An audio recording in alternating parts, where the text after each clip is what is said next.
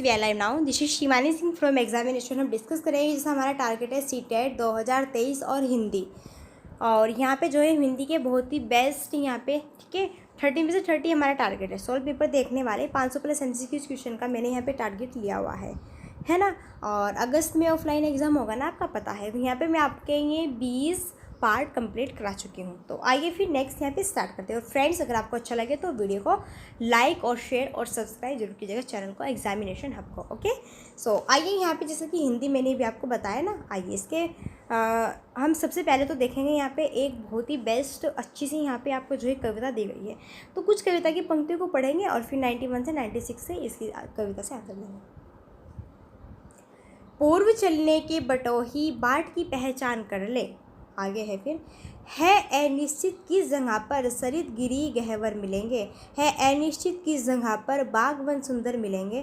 किस जगह यात्रा खत्म हो जाएगी यह भी अनिश्चित है। अनिश्चित कब सुमन कब कनकों के सर मिलेंगे। कौन सहसा छू जाएंगे मिलेंगे कौन सहसा आ पड़े कुछ भी रुकेगा। फिर यहाँ पे है, तूने ऐसी आन कर ले पूर्व चलने के बटोही बाट की पहचान कर ले। आइए फिर देखते हैं। देखो, कविता की पंक्तियों में यात्रा की किस विशेषता की ओर संकेत किया गया है। कठिनाइयों की ओर, सुखों की ओर, अनिश्चितता की ओर या फिर साहस की ओर। इस तरह से 9-1 का जो करेक्ट आंसर बनेगा वो बनेगा अनिश्चितता की ओर। तो कविता की पंक्तियों में यात्रा की किस विशेषता को यहाँ पे संकेत किया गया है वो है अनिश्चितता की ओर। नेक्स्ट फिर है, कविता में आए सुमन और जो कंटक है ये किस भाव के प्रतीक है। तो ये बताना है आपको। फूल और कांटे, बाग और वन, सुख और दुख, प्रिय और अप्रिय। इसका यहाँ पे मतलब होता है सुमन और कंटक का। सुमन का मतलब होता है सुख से, कंटक का मतलब होता है दुख से। तो ये सुख और दुख से यहाँ पे रिलेटेड है। कविता की पंक्तियों में कवि व्यक्ति को किस प्रकार की यहाँ पे प्रेरणा दे रहा है। हर स्थिति में सांस दिलाने की, पर्वतों को देखकर न डरने की, गहरी नदियों से न डरने की, हर स्थिति में आगे बढ़ने की। इस तरह से यहाँ पे कविता की पंक्तियों में कवि व्यक्ति को किस बात की प्रेरणा दे रहा है। तो यहाँ करेक्ट आंसर बन जाना है हर स्थिति में आगे बढ़ने की। भाई कोई भी परिस्थिति हो आपके सामने, आपको चलते रहना है। इस जीवन यात्रा में कुछ भी निश्चित नहीं है, सब कुछ निश्चित है, सब कुछ मुश्किल है, सब और सुख है। तो यहाँ पे हम कह सकते हैं भाई इस जीवन की यात्रा में कुछ भी निश्चित नहीं है, बहुत ज़्यादा कठिन है हर चीज़ें। दिए गए यहाँ पे शब्दों में से सरित का समानार्थी शब्द यहाँ पे कौन सा नहीं है। तटीनी, जयमाला, नद और प्रभा। इस तरह से 9-5 का जो करेक्ट आंसर बनेगा सो वो होगा यहाँ पे जयमाला। ये यहाँ पे सरित का समानार्थी शब्द नहीं है। अनिश्चित शब्द में कौन सा प्रत्यय आ सकता है। अनिश्चित में आ सकता है ता, क्योंकि हम इसको बना सकते हैं अनिश्चितता। तो हम इसको अनिश्चितता बना सकते हैं। इस तरह से यहाँ पे ता यहाँ पे आ सकता है। ओके, चलिए यहाँ पे बहुत ही बेस्ट एक बहुत ही अच्छा सा गद्यांश दिया हुआ है और पहले हम इसको अच्छे से पढ़ेंगे और फिर यहाँ पे 97 से 105 तक के सारे आंसर इस पैराग्राफ से ही देंगे। राष्ट्रीय पर्वों और सांस्कृतिक कार्यक्रमों के दौरान गीत गाए जाए, कविताएं सुनी और सुनाई जाए, इसे लेकर माता पिता, स्कूल और समाज में व्यापक सहमति है। लेकिन गीत कविताएं बच्चों के जीवन में रच बस जाए, वे उनका भरपूर आनंद लेने लगे, खुद तुकबंदियाँ करने लगे, रचने लगे, यह माता पिता को मंजूर नहीं। माता को लगता है ऐसा करते हुए तो वे उस राह से भटक जाएंगे जिस राह पे वे उन्हें चलाना चाहते हैं, या फिर जिस राह से उन्हें अपनी सोची हुई मंजिल पर पहुंचाना चाहते हैं।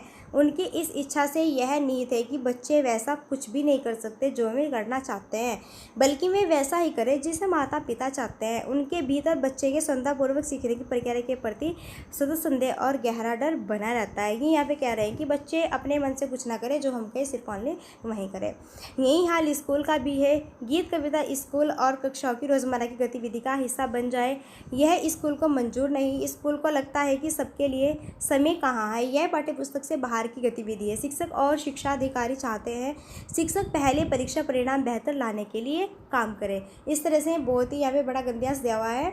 दूसरी ओर हमारी संस्कृति और समाज में गीत कविताएं की जो जगह है वो जगह लगातार सीमित हुई है।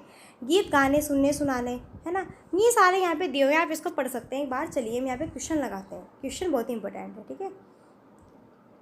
तो यहाँ पे जो है क्वेश्चन है, गीत कविता बच्चों के जीवन में रच बस जाए, यह माता पिता को पसंद नहीं, क्योंकि इससे बच्चे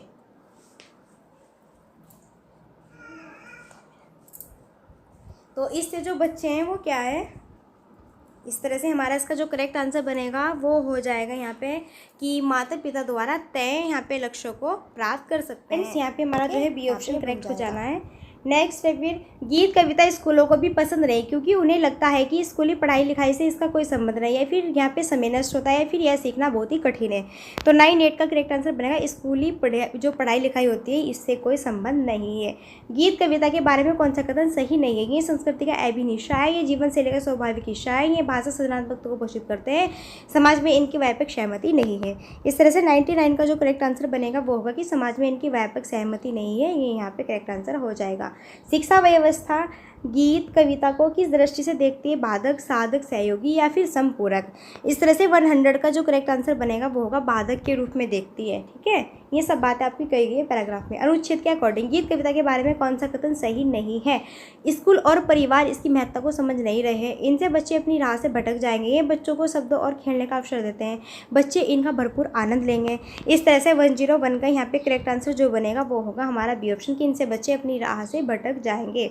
अच्छा, बच्चों के लिए लक्ष्य कौन निर्धारित करता है? स्वयं बच्चे, माता पिता, स्कूल या फिर शिक्षा अधिकारी? तो इनके पेरेंट्स करते हैं। कविताएं सुनी और सुनाई जाए, इसमें क्या यहाँ पे कौन सी क्रिया लगी हुई है? तो यहाँ पे आपकी कौन सी क्रिया है? कविताएं सुनी और सुनाई जाए, इसमें लगी हुई है सकर्मक क्रिया। नेक्स्ट 2 क्वेश्चन रह गए बस। सांस्कृतिक में प्रत्यय है तिक, कर्तिक, इक या फिर कै? तो सांस्कृतिक में इक प्रत्यय यहाँ पे लगा हुआ है। मंजूर का समानार्थी शब्द कौन सा क्या होगा? तो जो मंजूर है इसका समानार्थी शब्द पसंद है, प्रस्ताव है, स्वीकार है, अच्छा है। इस तरह से 105 का करेक्ट आंसर यहाँ पे हमारा बनेगा वो होगा स्वीकार। तो जो मंजूर होता है ना इसका समानार्थी शब्द होता है यहाँ पे स्वीकार। सो फ्रेंड्स, यहाँ पे आपके हिंदी के सॉल्व पेपर आई होप आपको बहुत ही बेस्ट लगे होंगे। अगर अच्छे लगे हैं तो वीडियो को लाइक और शेयर और सब्सक्राइब आप जरूर कीजिएगा क्योंकि बहुत बेस्ट यहाँ पे था ये। ठीक है, और मैंने यहाँ पे सबसे पहले तो कुछ कविता के यहाँ पे आपको क्वेश्चन कराए, कविता भी आ सकती हैं ये बताई, और फिर गद्यांश के यहाँ पे कराए क्वेश्चन और गद्यांश पढ़ाए, बहुत अच्छा है। इसमें यहाँ पे बताया गया कि पेरेंट्स ही सब कुछ सब कुछ सोच सकते हैं कि भाई बच्चों क्या करना है, लेकिन बच्चा खुद से स्वयं से नहीं कर सकता, बल्कि ये गलत है, ये एक्सपीरियंस उनके गलत है। ठीक है, बल्कि बच्चा जो बनना चाहता है उसको बनने दीजिए, वो खुद में अपने आप में इंडिपेंडेंस है।